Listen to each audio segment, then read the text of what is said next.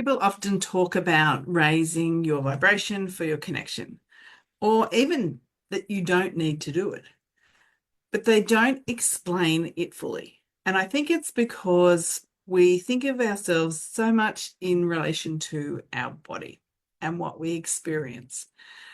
As a reader, whether it be psychic, mediumship, or even a healer, you do need to be fully attached to your emotions. So, suppressing any of your emotions in your own world will impact your ability to be able to express the vibrations that you are translating. So we will experience a whole lot of vibrations, whether we are doing psychic work, mediumship work, or healing. Our job as the person that's translating it is to be able to find the words for that vibration. If we don't have a reference point within us because maybe we are a bit disassociated from some of our emotions, then that's going to impact our ability to be able to find the words for those emotions. So we need to be fully connected to how we feel. That is very different to raising our vibration. When we think about energy on a quantum level, we need to understand how it works. And the simplest way to think of it is like attracts like. So, whatever frequency you hold, no matter where that sits in the scope of frequency, that is what you will experience because it's like little magnets. When you look at the quantum field and quantum energy and the can't speak, experiments that have been conducted, it shows that things that are like particles that are the same will be pulled together. Particles that at a different frequency repel. So if you want to draw something into your life, you need to be at that frequency. So whether we're talking about manifesting or whether we're talking about in the reading space, that is how it works.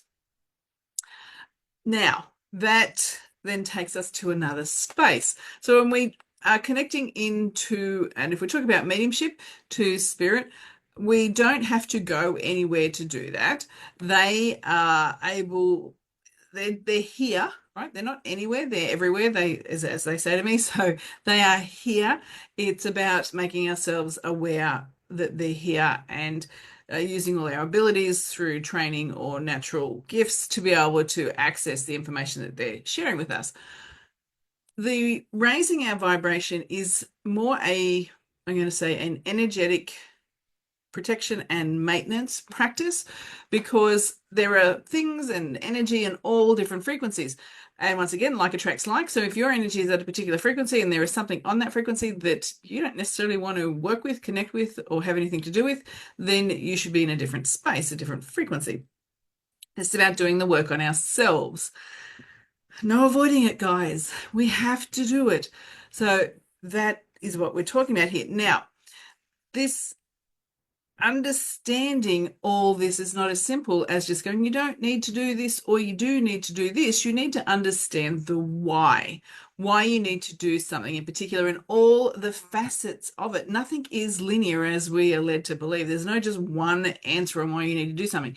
It's quite complex on why we raise our frequency. There's also the level that we don't talk about, and no one talks about it in regard to consciousness and what consciousness is, which is when we're working with spirit, we are working with consciousness. That's what spirit is. It is doesn't have a body now, so it's consciousness. To be able to connect with consciousness, our frequency needs to be a set level because they're not the density held down by the body. So there is as I said, facets to understanding connection, understanding frequency, understanding why we need to do what we do, and understanding also why people say you need to raise your frequency. It's not that you need to raise your frequency to connect to spirit.